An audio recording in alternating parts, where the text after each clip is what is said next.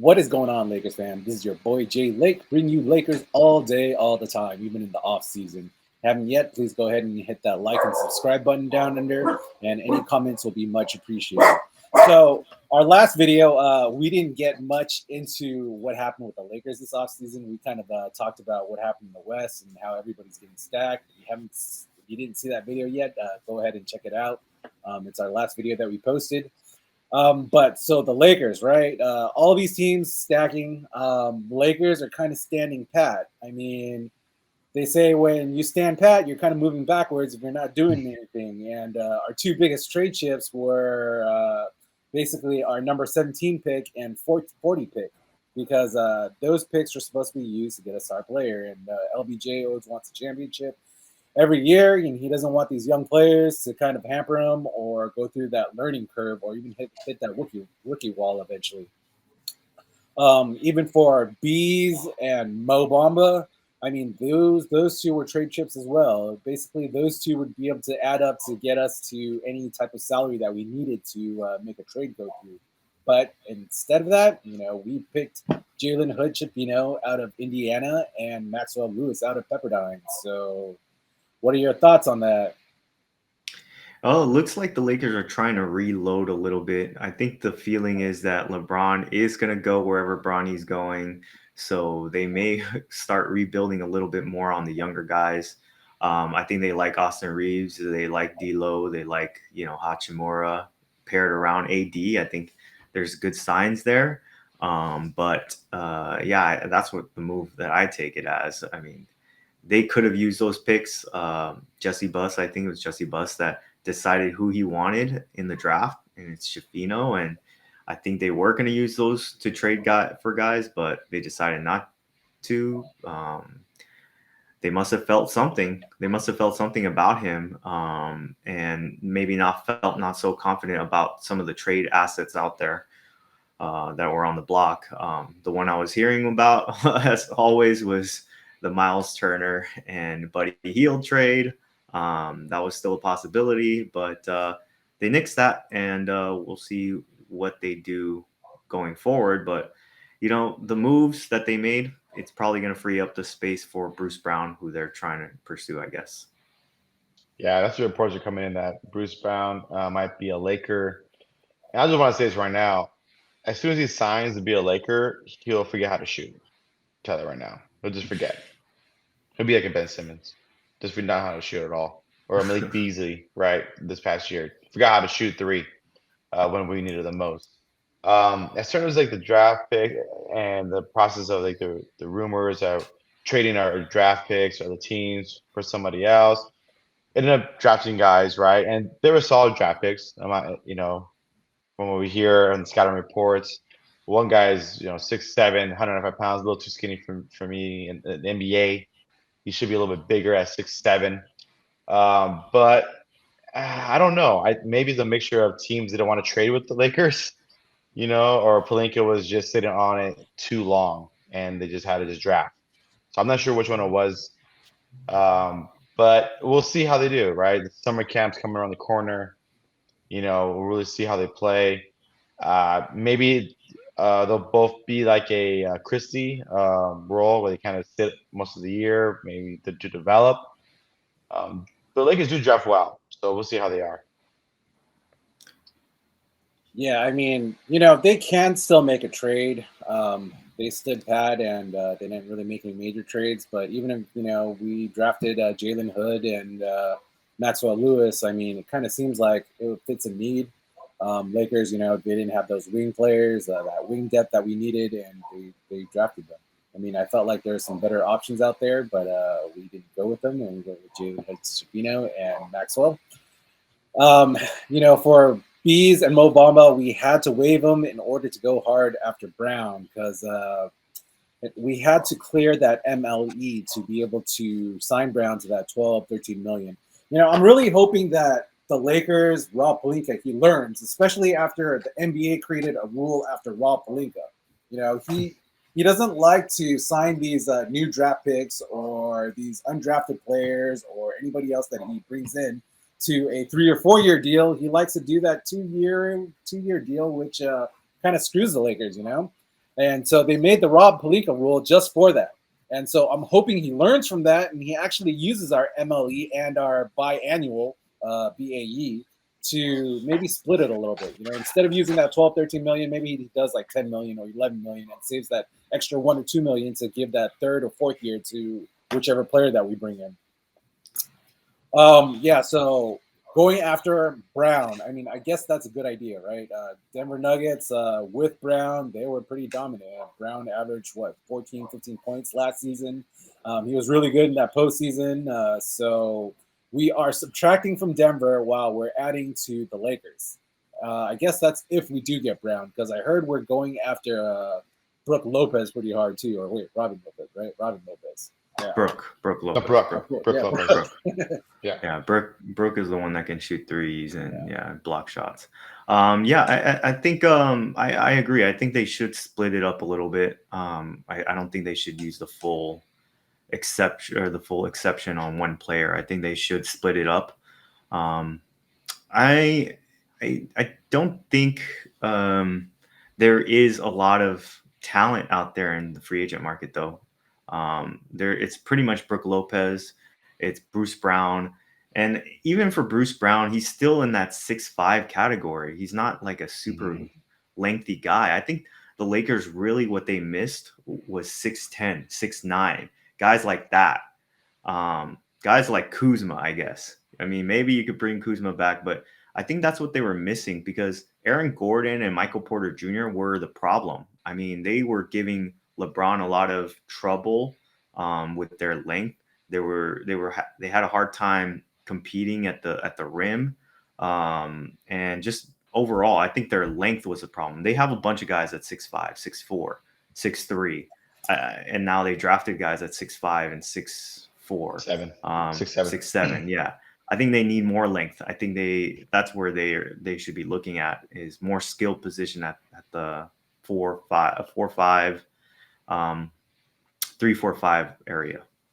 Yeah, and waiving Mo Bamba, right? I mean, do we get Dwight Howard back? Maybe he helps out. No, need him for the postseason. I mean, he's trying to recruit everybody to Taiwan. I don't know. Maybe he's we having could too bring much him good back. time out there. I mean, there's guys out there like Mason Plumlee. I think we mentioned before. I like Mason Plumlee. I would like to get him on the Lakers. I think he could really bring value to Lakers and make a championship run with him. I really like his style of play, his heart, all this effort that he puts in the game. I really think adding him to the Lakers, championship contender right off the bat, in my opinion. Yeah, I mean, there's other big men out there that could help the Lakers, help AD. I was proud of AD for fighting through his injuries in the playoffs a little bit. He showed that he could be there defensively and anchor defensively. I think if he can be that all year round, he'll be Defensive Player of the Year. I'm rooting for him to be Defensive Player of the Year. Obviously, if he is, then we're in a good spot. But he definitely needs help in the front court. We thought that Mo Bamba was going to be that a little bit. He got the ankle injuries and was never seen in the playoffs. But we'll see who they can add. But I'm looking more at length for the Lakers and shooting. No, definitely shooting. Yeah, let me break down a little bit more of the cap. I mean, all these analysts say, "Oh yeah, this cap is so hard, so difficult." I mean, it's not really that difficult. So your cap is basically at 134. Your first tax apron is at 162. So your second tax apron is at 162, and that's basically your hard cap. Or no, actually, sorry about that. So 162 is the first tax apron. 179 is that second tax apron. Basically, if you're hard cap, you can't go past that 179.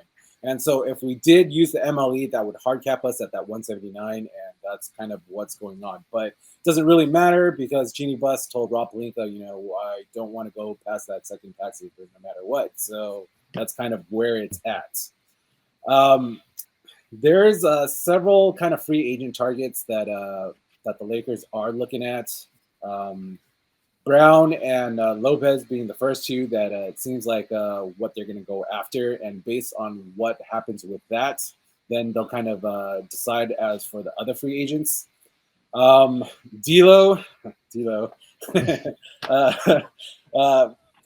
I'm still thinking that we will resign D'Lo. If anything, for another trade chip, probably around that 20, maybe 22, 23 kind of mark. Bring him back as a trade chip. I don't know. You guys want D'Lo, or you want nothing to do with it? I mean, D'Lo for the regular season is fine. I think in the playoffs we saw what D'Lo is in the playoffs. Yeah. So yeah, I mean, I understand the move to bring him back. It's more as a trade chip, not really for a long term kind of thing. Because I think we all know that D'Lo is not the guy in the playoffs. So we definitely He's want not to go that a guy. different. No, he's not that guy. Yeah, so I definitely understand why we would bring him back. So I don't mind bringing him back, but I do think that there's possibility of a sign and trade. I mean, we could still do that.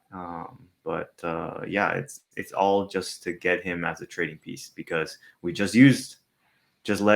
waived our trading pieces. So yeah, so we need something. Yeah, and we're pretty much we leave a hole at point guard. I mean, if D'Lo, we bring him in to trade him. Really, only who else we have? Dennis Schroeder, right? I mean, Schroeder, yeah. if we bring him back, yeah. We could stick Austin at the point guard position. That might work. Yeah. LeBron runs it. But some of would the probably other run it things again. that I've heard that what the Lakers are looking at is possibly, like Dante DiVincenzo. DiVincenzo is really good. I like him. He declined his 4.7. We're looking at like Javon Carter, Shake Milton, a couple other players. But usually those are kind of, the vet min, maybe the BAE, but I doubt we're going to use biannual on those guys. Yeah, I don't know about the young guys taking a pay cut because if they're young, they're not going to take a pay cut to Yeah, they're not. sign a 1-year deal. I mean, we already got that with Lonnie Walker, and even Lonnie Walker was a $7 million player. So I don't think we take those young guys, or we'll be able to get those young guys. Draymond Green. Seems like both the Kings Draymond. and Blazers are trying to go hard after Draymond Green right now, and Draymond Green with LBJ's relationship. They were seen, I think, Yeah, in He Draymond. was in France. They were there. They were together in France. Yeah. I mean, if Draymond is willing to take a pay cut, I guess, but I think he's going for the money. I think he's going for the money. You think so? Yeah, I mean, he's pretty much asking for the money from Golden State. If they give him the bag, he's going to take the bag. Yeah. Secure his life. I mean, if he doesn't have that much left yet. This is his last contract, his last big contract. Yeah, I think. I mean, yeah. After this contract, he gets minimums. So if he can get minimums, I mean, this is his last big contract. He's going to get the bag. Give him the bag. I don't think they give him the bag. I mean, because think about it, dude. I mean, I don't know how he's been, digressing like in offense. He gets the ball, like people let him shoot, like take the shot. They don't care. Yeah. And it's like, to me, I'm not gonna give a big, pay someone that much money just to be like on offense like that. You have to, be good at both ends of the court. I think Bill Simmons projects that he's gonna get money. He's gonna get like 30 million. Yeah, he predicts him to get 3 years, 105 million. Are you Draymond? Yeah, for Draymond, yeah, just to give him that, legacy Can't even hit contract. an 18-footer, man. he just fits with Steph and Clay and that, that system. That's why he's kind of like hard to replace in that team, So Do you think he fits with the Lakers? With the Lakers, maybe. I don't know. I don't know how Draymond did against Jokic. I don't think he did well. No, because Jokic he's a short forward that can't shoot. Yeah, there's nothing the Lakers to gain by getting him. Nothing. It would only be for like defensive purposes and not offense. And what they need is Vanderbilt. more shooting. Why do we need they need more players shooting. that can't shoot? Yeah, exactly. The Lakers need shooting, so it's not going to happen. I mean, yeah. Yeah, players. Draymond Green's player efficiency it tanked whenever he wasn't on the floor with Steph and Clay. He needs shooters around him. I mean, he's a defensive player. He can make some passes, but besides that, they leave him open like Westbrook outside and let him shoot. He's a defensive liability on the offensive side. Yeah, but we need shooting for sure, and that's what's going to help our team, our defense, if we can have like that deadly sniper out there. So Eric Gordon got waived. He's a possibility. Miami Herald. There goes my poster. But Miami Herald reported that they're stretching Kyle Lowry, waiving and stretching Kyle Lowry. And Kyle Lowry, Eric Gordon. I mean, yeah, it kind of makes sense. The Lakers have been kind of linked to Kyle Lowry in the past. And, since he's getting stretched, waived, he's getting paid his big money. So he can take whatever contract he wants. Maybe it's a vet minimum. Maybe he ends up going to Phoenix. But, we'll see. I think he kind of helps them a little bit. He has shooting. He's, hit big shots in big moments. Yeah, he has that he's just a liability a little bit defensively, except that he's a good off-ball defender. He gets in there and takes charges a lot. So off the ball, he's pretty good. On the ball, he's not so good. But yeah. All right. So one last question to close this out. What is your Lakers' ideal offseason? What would make your day if Lakers did this and this and this between now and summer league or beginning of the season?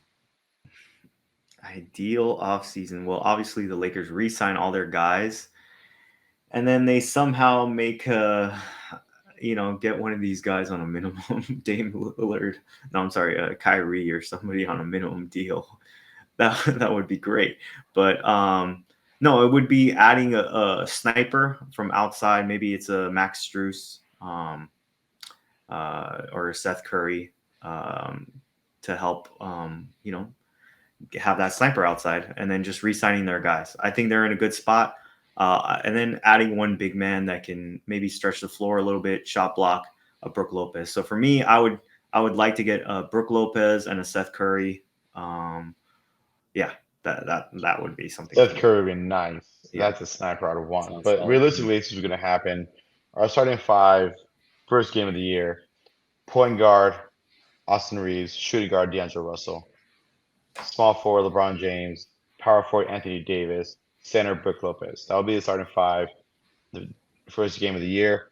Backing them up, it wasn't going to be Mo Bamba, but obviously under more. But you have Jared Vanderbilt, you have Rui Hachimura, you have Eric Gordon off the bench shooting guard, and Dennis Schroeder as point guard. And then for your third squad, it's going to be, either Wayne Gabriel, Maxwell Lewis, Max Christie, and Shafino. And maybe throw in Tristan Thompson. I don't know. But that would be day one. Yeah, Tristan did play well in that appearance. With what you said, Brook Lopez. Brook Lopez, right? Mm-hmm. Starting center. And then you had Eric Gordon as the other guy that came in. Off the bench. Eric Gordon off the bench. Yeah.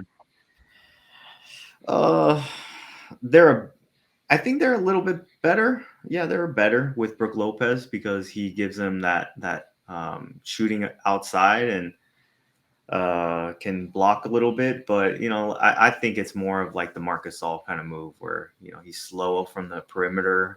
Hopefully there's enough speed back there. There's enough communication where they can cover for his lapses. Mm-hmm. But yeah, I think they're slightly better with that team. But I would like to get more of a sniper out there. Yeah, but realistically, that's what the team doesn't look like. Ain't Pelinka doesn't do that many moves. For me, if I was shooting for the stars, it would be Damian Lillard. Well, of course, that's perfect. Yeah, we give Jared Vanderbilt. We re-signed D'Lo for, I don't know, 30, 40, whatever to match. And we give him all of our rest of our first. We give him all of our young players. Done. So we would have Dame, LBJ, AD, Rui, and Austin. There we go. Starting five. Bam. That would be that's not realistic. That's just that's not realistic. Well, it is an unrealistic perfect offseason if that were to happen, but unlikely. More realistic for me, I think. Like Big Al said, we resigned Rui, we resigned Austin. Possibly Sadiq Bey with our BAE. We have Brown also. Some of our vet men's, I would probably say RJ Hampton, Cam Reddish, Javon Carter. and Miles Plumlee. That would give us a really solid kind of backup or second unit. Yeah, I mean Cam Reddish is an interesting guy. They compared him to Paul George, but I don't know if he has the same level of like passion for the game. They always say there's guys that aren't really in love with basketball, and you can kind of tell. Well, this guy has a lot of talent, but why isn't he on the court? Maybe he doesn't have the passion to be great. True. I mean, Lakers are known to take flyers, say on like Malik Monk, other previous players that Stanley Johnson, yeah. Oh yeah. Wasted talent on other teams, but they LBJ will unlock them. Maybe it's a Rich Paul guy too. I mean, LBJ does that, right? He'll take the trash players and make it into championship teams. Unlike KD, can't do that.